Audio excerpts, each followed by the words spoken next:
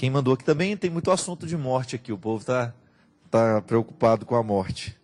Eu sempre digo que o melhor jeito de entender a morte é vivendo bem, viu, gente? Não precisa ficar tão preocupado não, porque morrer todo mundo vai morrer mesmo, não vai ter jeito. Então, a hora que chegar a gente enfrenta, não é? Que ficar criando muito conflito, né, Maurício? Tem medo de morrer? Às vezes eu tenho medo de viver, né? O medo de viver é mais complicado que o medo de morrer. A Maria da Conceição Santos da Anunciação, lá de Camaçari. Não, é isso mesmo, né? Escreveu assim: Padre Fábio, quando eu tinha 6 meses de vida, minha mãe faleceu. Mas até agora choro e escrevo cartas para minha mãe. Quero saber por que estou assim, até hoje. Na verdade, o processo de encarar a morte de alguém, ele se diferencia demais, né, de uma pessoa para outra. Há pessoas que já começam a organizar o luto após o acontecimento. Até a gente estava falando dessa história do acidente, né? Por que é tão sofrido para esses familiares enfrentar essa situação? Porque não tem o sepultamento. Quando você fica nessa espera dolorosa, né? Porque você não tem o ritual da morte nos ajuda a viver o processo do luto. Por isso que é importante. Muitas vezes, eu lembro quando a gente era criança, né, e morria algum parente da gente, e não deixavam as crianças olharem o morto, né? Mas até isso é importante. É preciso a gente ter o contato com essa realidade dura e crua, para que a gente possa começar a organizar o processo do luto. Porque perder não é fácil. Ver o outro ir embora da nossa vida não é fácil. Neste caso do acidente do avião, eles não têm essa concretização da morte, né? Recebe uma notícia, mas aquilo fica eternamente na cabeça, porque não houve o processo do sepultamento, do adeus, aquela coisa que é tão natural no processo humano. Eu particularmente não gosto, não. Eu acho que é muito doloroso aquilo, né? O velório é uma coisa extremamente desgastante para a família, mas ele é muito necessário para muita gente. Como se trata de uma morte, tinha 6 meses de vida, né? Quando a mãe faleceu, e é possível que ela, é claro que ela não tem nem recordação da mãe com 6 meses de idade, só uma memória afetiva, né? Mas não tem essa coisa de lembrar-se da mãe, de estar com ela. Pode ser que isso é um processo de falta ainda mais agudo, que precisa ser tratado com psicólogo. Às vezes o trauma na criança pela ausência da mãe, e o interessante é que sente saudade de uma pessoa que não conheceu, né? É a pior de todas as ausências, porque uma coisa é você chorar sobre uma fotografia, sobre uma pessoa que você experimentou ao longo da sua vida. Outra coisa é você chorar sobre uma ausência que você não tenha causa. Eu sinto falta da minha mãe, mas nunca tive mãe. Isso é muito comum em pessoas que são abandonadas, em pessoas que são sozinhas. Elas têm uma ausência muito grande dentro de si, mas ela não tem a morfologia do que ausentou, né? Ela não tem a forma daquilo que foi ausente. E é nesse caso aqui um processo muito parecido, porque aos 6 meses de idade uma criança perde a mãe e depois passa a vida toda escrevendo cartas para essa mãe que ela nunca viu. Isso é alguma coisa, isso é um processo muito diferenciado, porque o que ela sente saudade, ela não viveu, ela não experimentou. Talvez ela sinta saudade daquilo que ela vê na casa do outro, né? Ela vê alguém que tem mãe, que tem cuidados, que tem carinho, então ela identifica que na vida ela não teve isso. E muitas vezes a carta é um jeito de extravasar essa ausência, essa orfandade, né? Esse desejo de ter o outro presente na vida, e não tem. Muitas vezes uma boa terapia nos ajuda, minha gente. Eu acho que quando o processo da perda é muito doloroso, a gente precisa sim buscar ajuda. Precisa buscar ajuda porque nem sempre a gente consegue vencer os nossos medos sozinhos, né? E eu tenho visto e tenho passado pela minha vida tantas pessoas que enfrentam esse duro processo de perder. Todo mundo perde, mas na vida de algumas pessoas essa perda é ainda mais trágica. Uma coisa é você perder a sua mãe depois de ter vivido muitos e muitos anos, quando ela já estava velhinha, né? E quando ela já tinha experimentado a vida na sua boa parte. Então é diferente você se despedir de uma pessoa que adoeceu, que foi vivendo o processo de morrer naturalmente, do que você ter uma pessoa igual aquele rapaz do acidente, né? Que perdeu os pais, que estavam indo fazer uma viagem de férias. Isso é muito doloroso. retirar de maneira muito dramática na vida de alguém. Uma coisa é você ir vivendo o processo da doença do outro, e você ir acostumando. É você construir dentro de você a ausência depois. Mesmo assim ainda é doloroso, mas é pior quando você tem essa ruptura abrupta. Quando a pessoa saiu, está bem, fechou a porta, e de repente você recebe a notícia que ela não existe mais. Então sempre que nós passamos por essas situações, é preciso que a gente busque ajuda, e às vezes a gente não consegue superar sozinho. É preciso a gente viver um processo terapêutico que nos ajude a recolocar as coisas no lugar. Eu particularmente penso, minha gente, que quanto mais a gente busca, logo após a morte, logo após a perda, recomeçar a vida e dar o andamento para as coisas, eu sei que é sempre difícil, mas quanto mais a gente se empenha para a gente poder voltar à vida ao normal, maior será a nossa capacidade de superar a dor. Não é que a gente vai deixar de amar a pessoa, não é que ela vai esquecê-la, não é que a gente vai esquecê-la, mas a gente vai colocar a vida no lugar. É como colocar a vida nos trilhos, né? O trem descarrilhou, o momento da morte é como se o trem tivesse descarrilhado. Mas depois a gente começa a reorganizar, coloca as coisas no lugar e vamos. Outro dia eu tive a oportunidade de conversar lá em Curitiba com uma senhora que perdeu o filho na noite do Réveillon, lá em Punta del Este. Ele foi passar o Réveillon com os amigos e ele foi atropelado.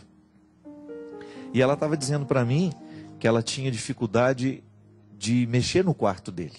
Então o quarto estava todo pronto, como se ele fosse voltar. E eu achei interessante porque no relato da dor daquela senhora, ela tinha dificuldade de voltar a sorrir, ela tinha dificuldade de fazer as comidas que o menino gostava e que, por exemplo, a família tinha uma tradição de fazer o churrasco todo domingo em família. Ela nunca mais permitiu que o churrasco fosse feito. Porque é uma maneira de preservar o filho. É como se ela estivesse querendo dizer que não fazendo o churrasco a gente demonstra a nossa tristeza. É como se a alegria do reencontro pudesse ser uma afronta à morte do filho. Que isso é um jeito que a gente tem de resguardar a pessoa, né? É como se nós disséssemos para nós mesmos: eu nunca mais vou ser feliz em honra a você. Eu vou preservar a sua memória assim, mantendo a minha tristeza. Isso é muito injusto, né? Porque eu tenho certeza que se o outro tivesse o poder de nos dizer alguma coisa, porque eu não acredito nisso, pode ser que você acredite, eu não. Se eu tivesse o poder de me comunicar com os mortos, o que eu iria escutar de uma pessoa que me ama e que me vê sofrendo? Eu só posso imaginar que aquela pessoa vai me dizer: Fábio, vá viver, né? Se eu pudesse escutar minha irmã, por exemplo. A minha irmã que morreu tão jovem, era tão cheia de vida. Se eu tivesse a oportunidade de ouvir alguma coisa dela no momento daquela tragédia toda, que nós estávamos todos dilacerados pela dor, eu tenho certeza que a minha irmã ia falar assim: Fábio, vai lá, vai viver a sua vida, vai ser feliz, vai cuidar da minha mãe, por mim. Porque se ela estivesse aqui, ela faria o mesmo. Mas quando a gente tenta preservar a memória do outro sofrendo, a gente se engana duplamente, né? Porque a gente acha que se eu sofro a ausência do outro e não encaminho a minha vida para uma solução, eu estou sendo fiel àquele que morreu. Não, gente, é o contrário. A gente precisa compreender que a ausência do outro tem que nos iluminar e nos revelar para aquilo que a gente pode fazer de bom hoje, para aquilo que a gente pode viver. E lá no caso daquela senhora, ela não mexeu mais no quarto do filho. Então ela tentou preservar o filho, mas tentou preservar de um jeito errado. Com todo respeito à dor que ela sente, né? E eu disse isso para ela: a senhora aos poucos vai ter que ter coragem de abrir aquele guarda-roupa, vai ter que ter coragem de tocar naquelas roupas, vai ter que ter coragem de doá-las. Guardar o guarda-roupa do seu filho intacto não traz ele de volta, mas é um jeito mórbido de você continuar sofrendo. Eu me lembro, né, que um dos momentos mais dolorosos da morte da minha irmã para minha mãe, claro, ver a filha chegar morta de um acidente é muito triste, né? Mas eu lembro que alguns dias depois, a minha irmã morava em Belo Horizonte, a minha mãe precisou ir a Belo Horizonte, abrir o apartamento onde ela morava e mexer nas coisas dela. Minha irmã tinha viajado, não sabia que não iria voltar, e de repente alguém teve que ir lá. dar um jeito nas coisas, desocupar o apartamento, pegar as roupas, pegar as coisas, os pertences dela. Agora você imagina, uma mulher, a minha mãe, eu me lembro direitinho, ela olhou para todos nós, ela disse assim: alguém vai comigo? E nós não tivemos coragem de ir. E ela foi. E eu me lembro que foi um dos relatos mais bonitos que eu ouvi da minha mãe, assim, né? De quando ela começou a abrir o guarda-roupa e pegar cada peça de roupa e colocando dentro da mala. E depois chegar na minha casa com aquelas malas, com aquelas coisas. Ela encontrou uns bilhetes da minha irmã, sabe? Pregado na geladeira, assim. Coisa de quem não sabe que não vai voltar, né? E o quanto que isso deve ter sido agudo para minha mãe. O quanto que isso deve ter sido doloroso, né? Mas a minha mãe superou.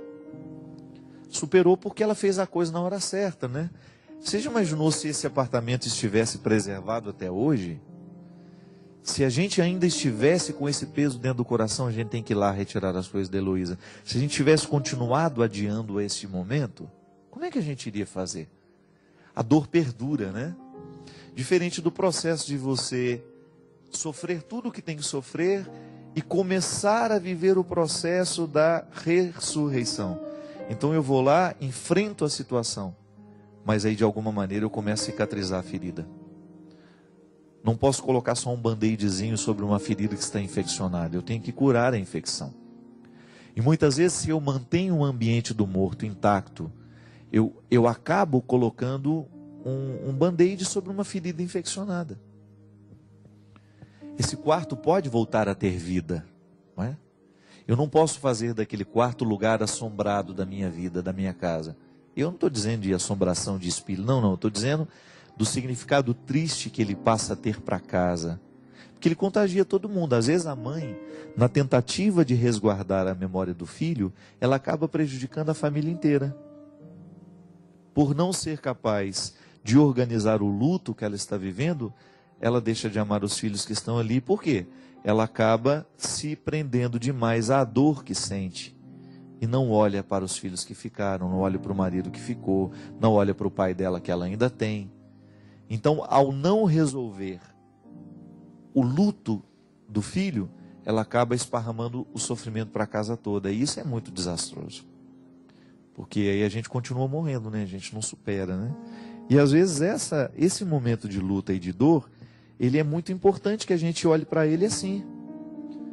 Eu não tenho como trazer meu filho de volta, mas então eu vou fazer o mínimo que eu posso fazer hoje. E tem que ser um pouquinho cada dia, gente. A gente também não pode se violentar. Eu disse isso para aquela senhora. Eu falei: olha, respeite o seu tempo de tristeza. Só fique atento para que este tempo não passe a ser a vida inteira. Ela era uma mulher dinâmica, trabalhava. Eu falei: volte a trabalhar aos poucos. Não precisa ser o dia inteiro, mas saia da casa da senhora, ainda que seja para ficar. Eles têm uma livraria lá em Curitiba. Saia para ficar um pouquinho na livraria. Dê ao seu coração essa oportunidade de começar a vencer a morte do seu menino. E o momento que eu arranquei um sorriso dela foi ele, né? Ele era um menino feliz e ela sorriu: padre, muito feliz. Um menino que ninguém tinha, não tinha tempo ruim com ele. Falei: pronto, começa a partir disso. A senhora acha que o filho da senhora está feliz em saber que a senhora está mergulhada numa depressão por causa da morte dele? Não pode ser assim. Gente, é duro demais. Eu sei que é duro. É muito triste a gente ter que conviver com essas rupturas. Mas a gente não tem o que fazer. A gente não tem como mudar a vida. Agora, o que nós podemos fazer para que este momento seja mais suportável? Não é? Alguma coisa ficou. Alguma coisa nos resta. Não nos foi retirado tudo. Aí a velha história do início do programa. A gente tem que ser guerreiro e a gente tem que ser menino. Mostrar a fragilidade. Ser simples na maneira de lidar com o que sofre, com o sentimento que tem. Mas também a gente precisa ter esta coragem de empunhar as armas que nos restaram para que a gente possa vencer a batalha. Porque senão a gente vai ser sufocado pelo momento. E às vezes o sufoco do momento, nessa dor aguda que muitas vezes nós vivemos e nós enfrentamos, a gente acaba perdendo a sabedoria de como continuar a vida. E é isso que a gente precisa ter sempre diante de nós, né?